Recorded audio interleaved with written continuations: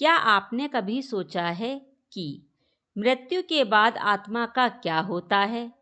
क्या हमारा अगला जन्म पहले से तय होता है? और क्या हमारे आज के कर्म ही हमारे आने वाले जीवन की दिशा निर्धारित करते हैं? सनातन परंपराओं में कर्म को जीवन का सबसे बड़ा नियम माना गया है। कहा जाता है कि मनुष्य जैसा कर्म करता है, उसी के अनुसार उसे फल प्राप्त होता है। यदि वह अच्छा कर्म करता है तो अच्छा फल प्राप्त होता है, यदि बुरा कर्म करता है तो बुरा फल प्राप्त होता है। यानी हमारा हर अच्छा या बुरा कर्म ही कहीं ना कहीं हमारे भविष्य को प्रभावित करता है। भगवान श्री कृष्ण ने भी गीता में कर्म के महत्व को समझाया है। मनुष्य का अधिकार अपने कर्म पर है, लेकिन कर्म के फल पर उसका अधिकार नहीं।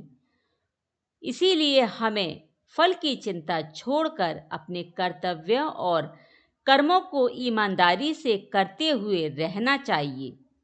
हर कर्म का फल हमें हमें अवश्य मिलता है, चाहे हमारा कर्म अच्छा हो या बुरा।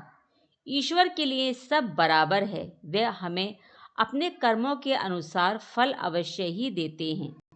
लेकिन सवाल यह है कि आखिर कौन से कर्म हमारे अगले जन्म को प्रभावित करते हैं? जो व्यक्ति दूसरों की मदद करता है, जरूरतमंदों के प्रति दया रखता है, माता पिता का सम्मान करता है, सत्य के मार्ग पर चलता है और अपने कर्तव्यों को ईमानदारी से निभाता है, उसके कर्म सकारात्मक संस्कार बनाते हैं।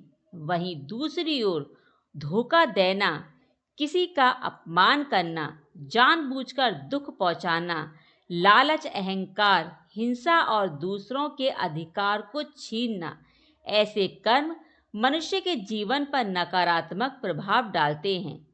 कर्म केवल हमारे बाहरी कार्यों से नहीं बनता, हमारे विचार, भावनाएं और इरादे भी महत्वपूर्ण हैं, क्योंकि एक ही काम दो लोग अलग अलग भावना से कर सकते हैं और उनका आध्यात्मिक अर्थ भी अलग अलग हो सकता है। इसीलिए जीवन में सबसे जरूरी है अपने मन और अपने कर्म दोनों को शुद्ध रखना। कहा जाता है कि मृत्यु के समय मनुष्य के संस्कार और अंतिम चिंतन भी उसकी आगे की गति से जुड़े होते हैं। भगवत गीता की व्याख्याओं में भी कर्म, गुण और अंतिम चिंतन के संबंध की चर्चा मिलती है। इसीलिए हमें यह नहीं सोचना चाहिए कि अच्छे कर्म केवल इसलिए करें कि अगले जन्म में सुख मिले। सच्चा कर्म वह है जो बिना स्वार्थ, सही भावना और अपने कर्तव्यों को समझकर किया जाता है। याद रखिए, आपका आज का व्यवहार ही आपके आने वाले कल की नींव रख रहा है। यदि आपके कर्म अच्छे हैं तो आपकी नींव भी अच्छी ही रखी जाएगी। अगर आप चाहें कि आपका भविष्य अच्छा हो तो आज से ही अपने कर्मों को अच्छा बनाएं। किसी भूखे को भोजन दीजिए, जरूरतमंद की मदद कीजिए, किसी की सहायता कीजिए, किसी को दुख मत पहुंचाइए, किसी का अपमान मत कीजिए, सबके साथ अच्छा व्यवहार कीजिए, सबका आदर कीजिए, माता पिता का सम्मान कीजिए, किसी का दिल मत दुखाइए और सबसे बढ़कर अपने मन में ईश्वर का स्मरण रखिए।